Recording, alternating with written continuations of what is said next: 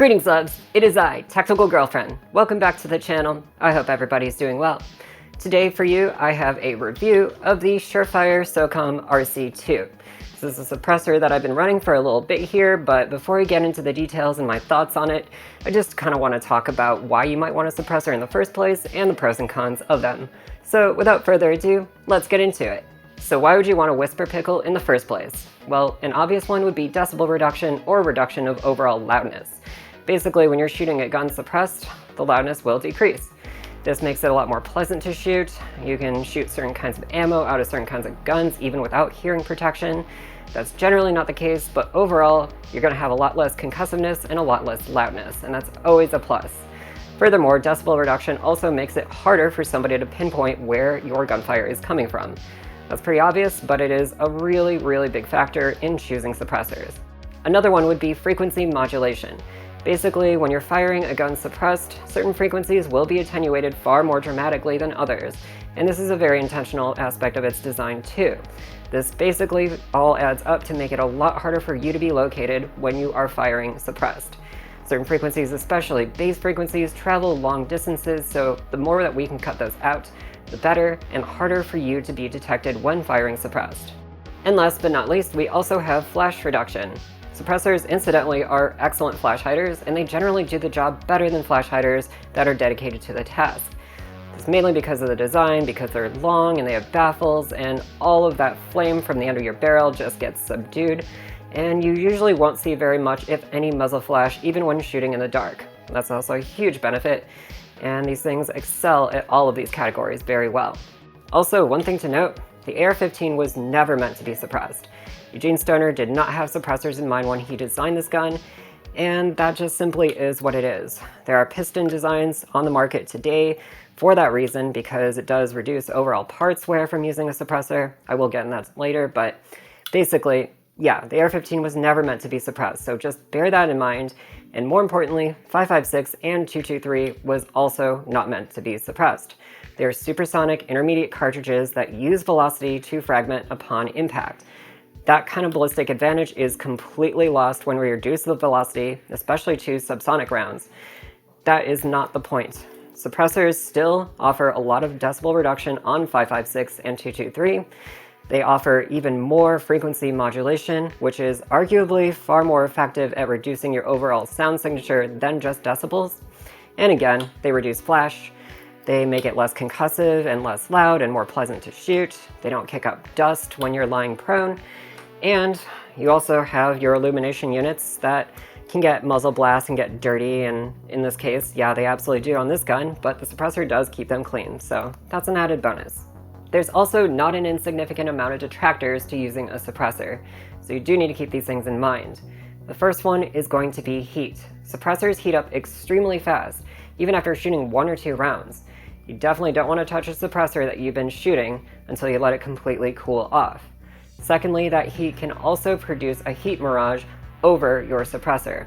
As you get more and more rounds down that suppressor, that heat is going to start to increase, and you're going to start to have wavy lines in the air, and it may interfere with your aiming. That's a huge consideration. Also, under night vision, the IR signature from the heat from a suppressor absolutely is very noticeable, and that can kind of defeat the entire purpose of not getting detected. Now, there are suppressor covers that specifically insulate and make the suppressor a lot easier to touch, even when it's hot. Those things are on the market. They're definitely a solution and a workaround to this. It's just something to keep in mind. If you are running a semi-automatic suppressed, you also are going to have more back pressure in the gas system. This is going to make the action cycle a lot more violently due to the buildup of additional gases. It's going to spray way more carbon into your action, so your parts wear will increase. Your maintenance cycles will need to increase. You will need to clean your gun more often. Those are just realities and truths of running a suppressor, and they are to be considered. Also, due to this back pressure, you're definitely going to get more gas in the face. As your system cycles, any little leaks, any parts that are not airtight in your gun are going to spray way more gas, and it's sometimes going to go in your face, especially on things like the AR-15, which has a charging handle at the very back. That's going to be unpleasant. Your eyes are going to water. That can also interfere with you using your gun effectively. So that is a consideration. There's a lot of different workarounds on the market. I'll get back into that later, but this is definitely a factor that you want to consider. Furthermore, with more gas in the face, you also get increased lead exposure. So if you are running a suppressor, take measures, wear masks if you need to, get your lead levels checked regularly, and just be careful. Definitely avoid doing that indoors if you can. Another thing to consider is that cans can absolutely obscure your illumination devices. Basically, when I shine this light, there is a bit of a shadow shaped like a suppressor off to the side. That is just the nature of the beast. Mount your weapon lights as far forward as you can get them, basically, but there's only so much you can do, especially if you're running a longer suppressor. Another consideration is the physical dimensions and overall weight of a suppressor. Suppressors definitely add to the overall length of your gun, so it's simply just not going to be as compact and maneuverable as it otherwise would be. That is just a trade-off that we have to accept. I think it's absolutely worth it, but that is something to note. Also, the weight of a suppressor is going to play a huge part here. Suppressors are generally not very light, usually weigh in around a pound or so, and you're going to feel that weight at the very end of your gun.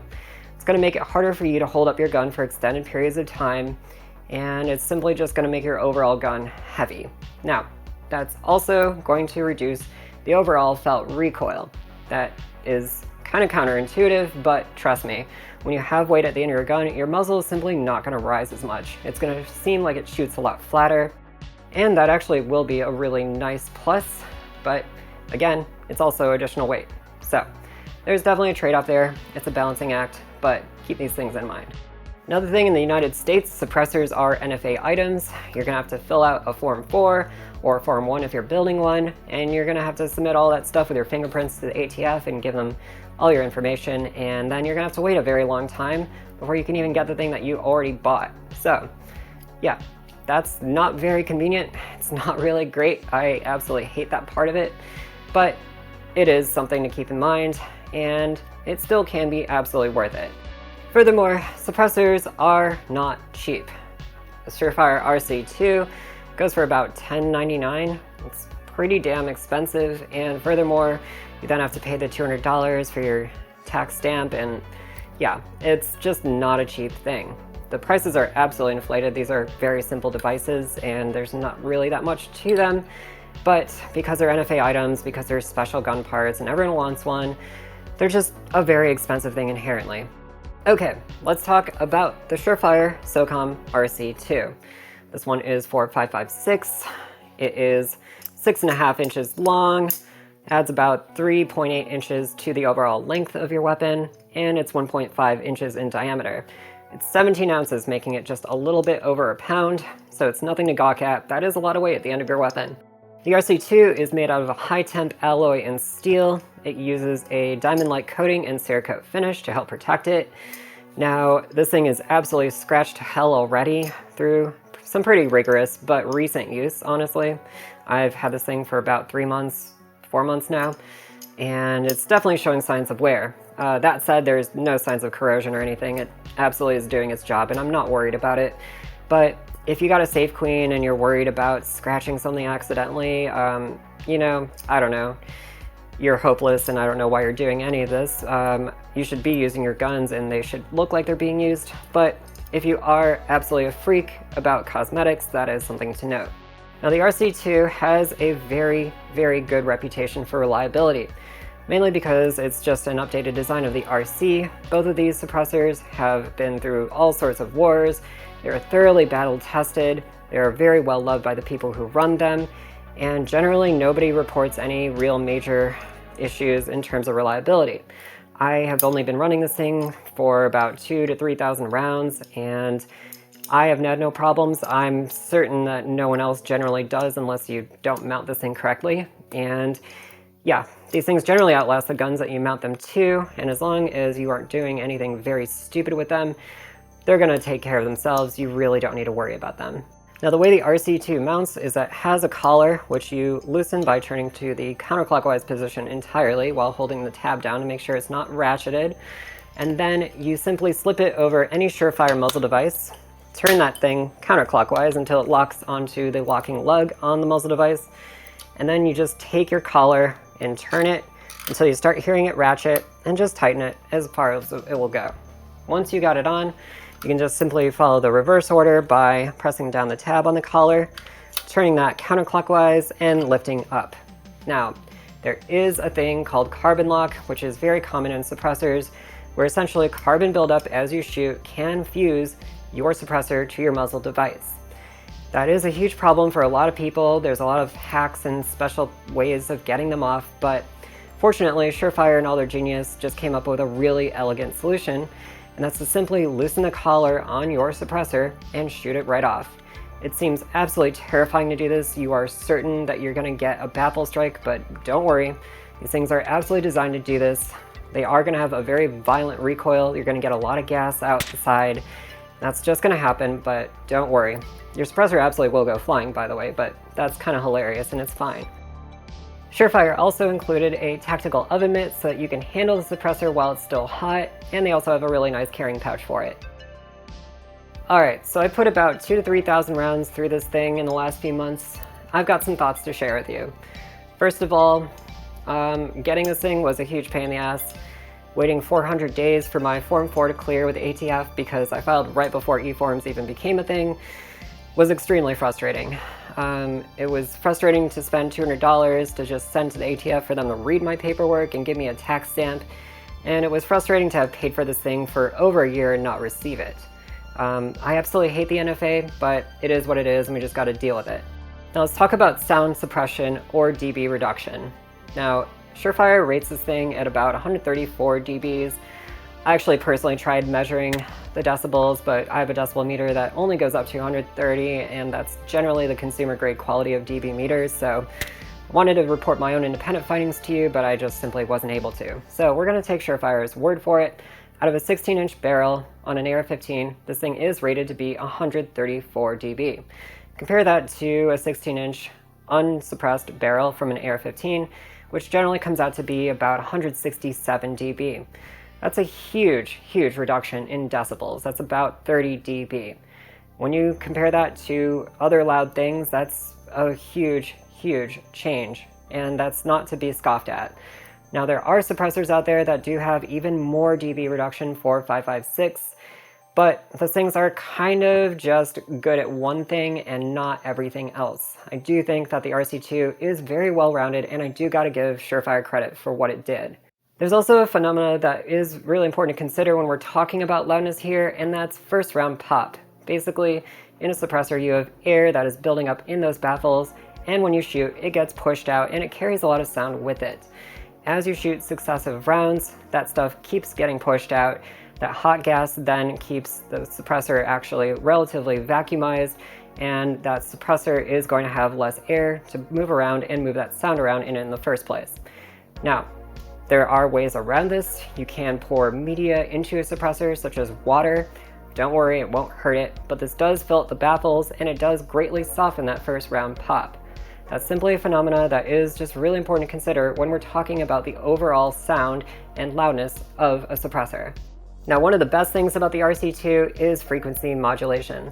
This thing cuts bass like crazy. There's like no bass.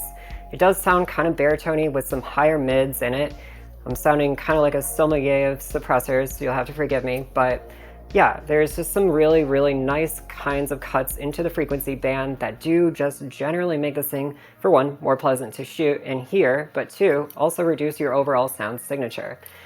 Now, you're going to have the supersonic crack of a 5.56 round leaving this every single time, but I just need to say that the frequency modulation is absolutely night and day, and I can definitely see how this thing could save your life if you are trying to conceal your position while firing upon some supposed hypothetical target.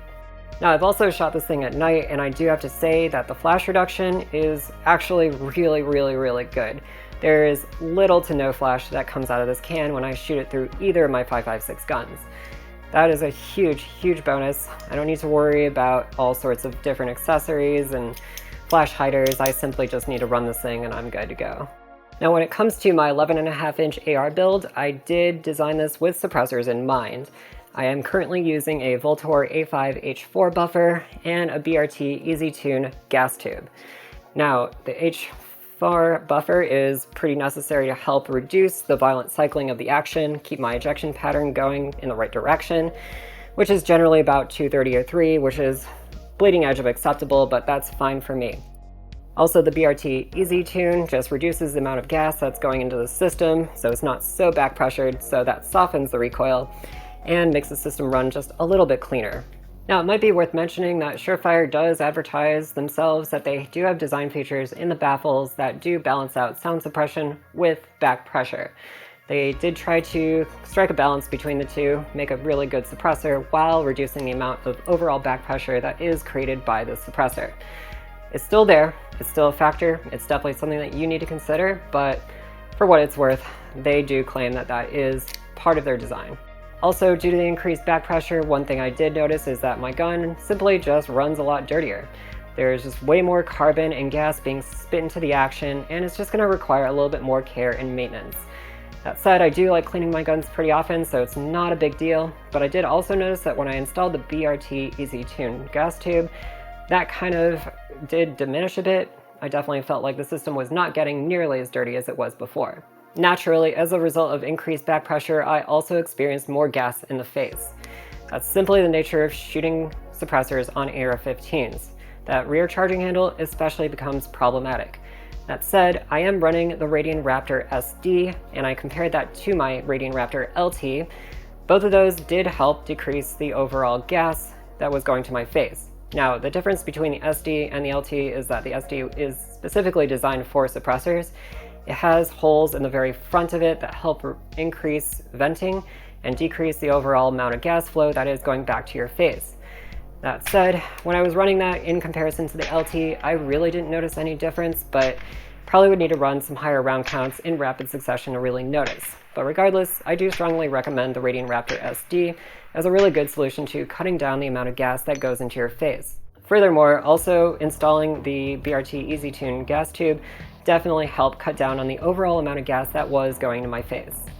Now, one thing to note, I'm running the Surefire War Comp as my muzzle device on both of my ARs when I've been running the suppressor.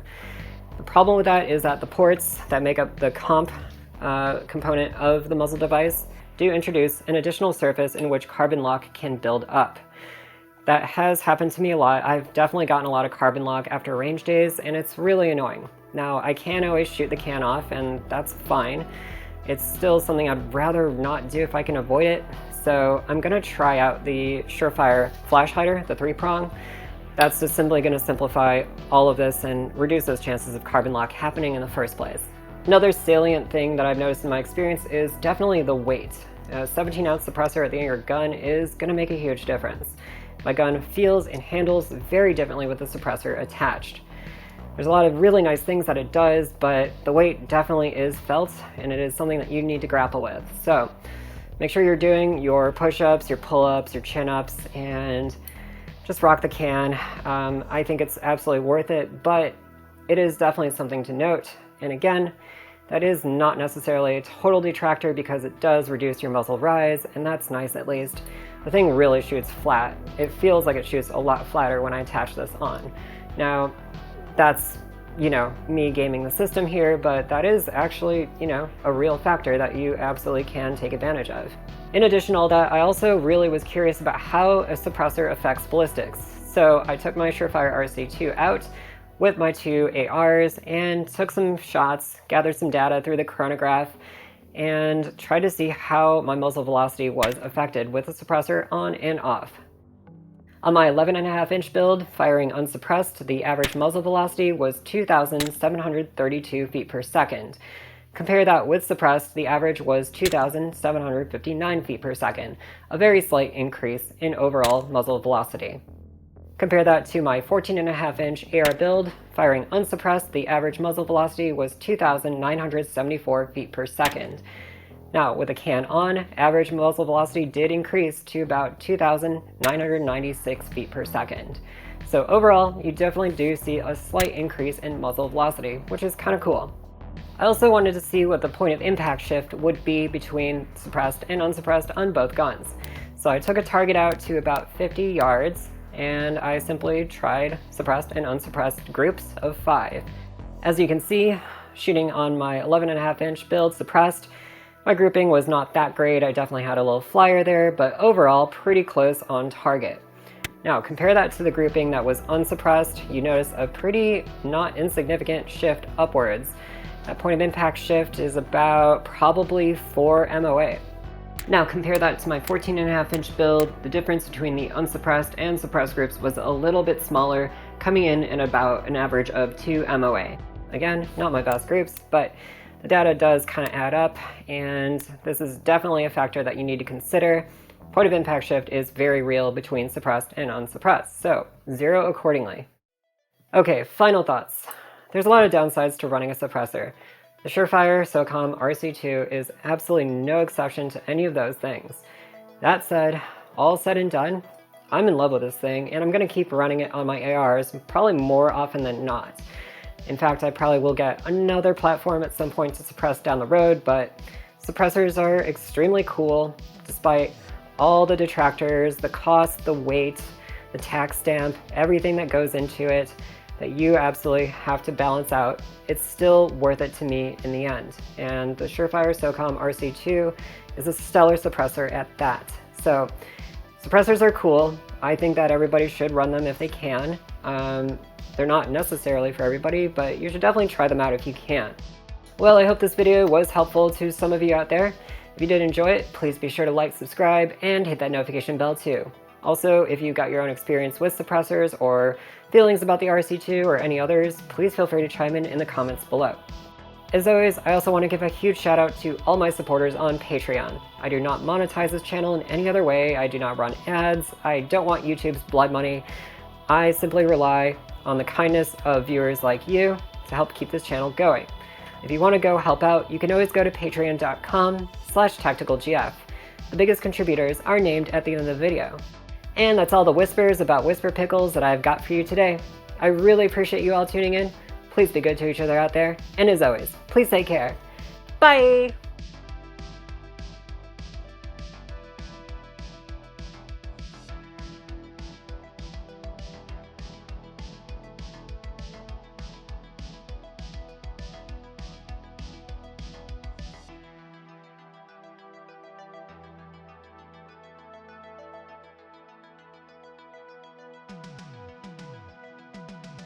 Actually, hold on.